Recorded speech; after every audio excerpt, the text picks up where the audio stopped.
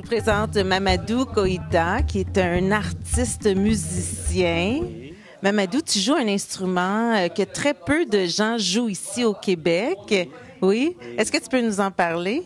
Oui, moi j'ai grandi comme là-dedans parce que c'est ça que mon papa il a joué ça pour me nourrir. Donc j'ai grandi avec ça. Donc je le suivais souvent à aller voir comment il joue. Ouais, souvent, c'est pas possible pour aller parce que c'est loin. Mon papa partait jouer dans les villages. Donc, le balafon, vraiment, c'est quelque chose qui est vraiment bon. Moi, je l'aimais beaucoup, surtout. Donc, il jouait ça pour les cérémonies, pour les chefs des villages, comme des baptêmes, comme il y a des funérailles ou pour le village. Ou ici, il y a comme genre le fait qu'on vient de fait là, comme genre comme ça.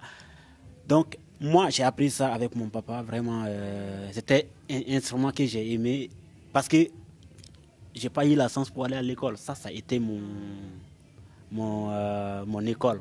Donc même si je dormais, tu me réveilles, ce que tu en as besoin, tu me dis et je suis capable de arranger ça pour toi. Donc vraiment j'aimerais aussi que les gens aussi, que tout le monde découvre ça aussi. Comme moi, j'ai eu la chance pour trouver ces balafons-là pour jouer. Aussi, je donne des cours aussi. J'ai travaillé avec Rythme Baobab. J'ai vraiment beaucoup travaillé avec eux. Et j'ai vraiment aimé de travailler aussi avec Rythme du Baobab, Aminata Kamara. C'est une bonne personne pour moi, Aminata. Donc, il m'a aidé beaucoup et j'ai travaillé avec lui. Elle, surtout au Québec. Donc, vraiment, c'est un instrument que j'aime partager avec tout le monde aussi. Alors, le balafon, est-ce qu'il vient, il vient de l'Afrique? Toi, tu viens du Burkina Faso? Burkina Faso, oui. Est-ce que le balafon est aussi un instrument qui vient du Burkina Faso ou s'il vient de... L'Afrique. C'est l'Afrique partout. Parce que j'ai fait plusieurs voyages dans des pays africains. Oui.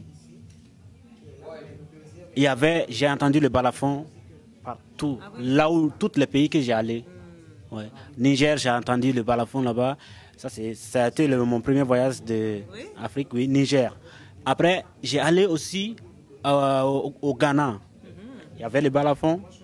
Aussi, j'ai allé à Togo. Il y a le balafon aussi là-bas. Côte d'Ivoire, il y a le balafon. Mali aussi, surtout. Donc, c'est un instrument qui vient de partout d'Afrique. Partout d'Afrique. Donc, je peux dire que vraiment, c'est un instrument qui a été vraiment important. C'est comme, si ce n'est pas le deuxième instrument, c'est le premier instrument que les gens jouaient avant. Avant, oui. Les balafons, parce qu'ils n'avaient pas des cordes pour la tasser. C'est juste, il y avait un trou, que mon grand-père faisait un trou et puis déposait les lames sans les attasser avec les cordes. Donc, il fait un trou et puis il dépose les lames et puis il s'assoit. C'est pas sur un siège, ni un pied de clavier, non. Il fait un trou dans le sol et il s'assoit jusqu'à tout au long. Donc j'ai appris le balafon là-dessus. Donc maintenant, mon papa avec mon grand-père, ils ont fait des changements là-dessus pour pouvoir les transporter. Pour venir au Québec ou pour aller en France ou pour aller aux États-Unis. Bon, j'ai eu la chance pour le transporter, donc c'est la création. Donc j'aimerais aussi que les jeunes qui viennent de naître aussi maintenant, j'aimerais qu'ils découvrent ça aussi, que chacun fait ses créations, oui. Donc, toi, ce que tu veux faire, c'est vraiment venir transmettre toute la connaissance de l'instrument balafon à tous les Québécois pour que les gens puissent un jour le jouer aussi. J'ai plusieurs élèves qui jouent déjà et je suis vraiment fier de moi parce que j'ai pu transmettre quelque chose. Ils jouent vraiment bien, mes élèves que j'ai appris. J'ai 6 élèves qui jouent bien, les Québécois.